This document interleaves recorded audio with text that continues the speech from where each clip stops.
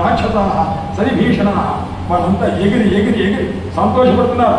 ఆ విమానంలోనే ఉండి ఆయనకు నమస్తుతారా ఆ విధంగా పూర్ణే చతుర్దశే వర్షే పంచమ్యాం లక్ష్మణాగ్రహ 4-5 మొత్తం కూడాను 14 సంవత్సరాలు అయిపోయింది. పంచమి నాడు లక్ష్మణస్వామి ఏం చేశారయ్యా అన్నారు.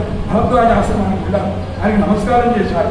ఆ తర్వాత ఆ మహానుభావుడు భరతుడిని కాస్త ఎలాగైనా అనుగ్రహించాలి అనేటువంటి స్థితిలో ఆయన దగ్గరికి వస్తే ఆ మహానుభావుడు ఏం చేశారయ్యా భరతుడు వారు ఈయనకి కొద్దిగా ఫలములు అవన్నీ కూడా ఇచ్చి ఈయన గౌరవించారు.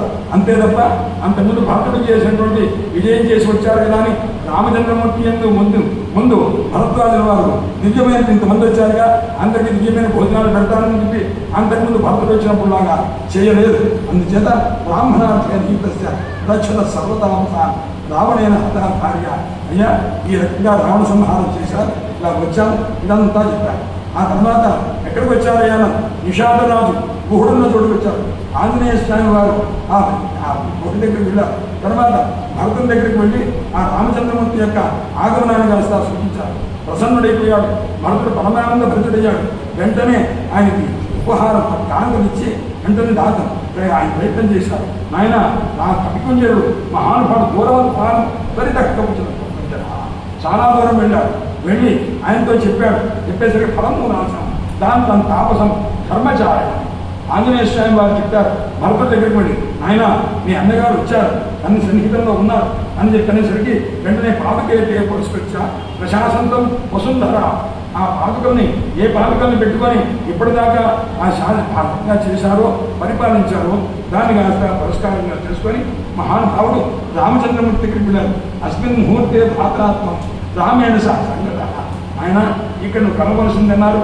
ఆంజనేయ స్వామి వారు భరతుడితో అన్నారట రామలక్ష్మణ సీత సమేతమైనటువంటి ఆ వనవాసం ఏదైతే ఉందో దానికి సంబంధించినటువంటి యావత్ వృత్తాంతాన్ని కూడా తనకు తెలిసిన దాన్ని ఆంజనేయ స్వామి వారు భరతుడికి వినిపించారు. కళ్యాణి పదక ఆధేయం ఆయన లౌకికి ప్రతిభాగమే దివ్యమైనటువంటి రీతిగా ఉంది అని చెప్పి ఏ ప్రదేశంలో ఉన్నారు రామచంద్రమూర్తి ఎక్కడెక్కడ వనవాసం ఏ విధంగా చేశారు అదంతా చెప్పవలసింది అంటే ఆంజనేయ స్వామి వారు మొత్తం అంతా కూడా కథారూపంగా చెప్పేశారు. ఇప్పటికీ రామచంద్రమూర్తి ఇక్కడికి వచ్చారు. అయోధ్యలో మన శృత్వాదు పరమానందం హత సత్య విక్రమ భరతుడు వచ్చారు. ఇప్పుడు కాస్త మహానుభావుడు తెలియజేస్తున్నాడు. ఏమనయ్యాను సర్వే వాదిత్రకుశలా రామచంద్రమూర్తి వస్తున్నారని తెలిసి సమర్థమైనటువంటి వారంతా కూడా అయోధ్యలో దివ్యమైనటువంటి పండుగ చేసుకుంటారు. మంగళవాద్యములు దివ్యమైనటువంటి రీతిగా పురాణికులు వచ్చారు, స్తుతి చేసేటువంటి వాళ్ళు వచ్చారు, సూతులు వచ్చారు, నందిమావిధానులు వచ్చారు. అందరూ కూడా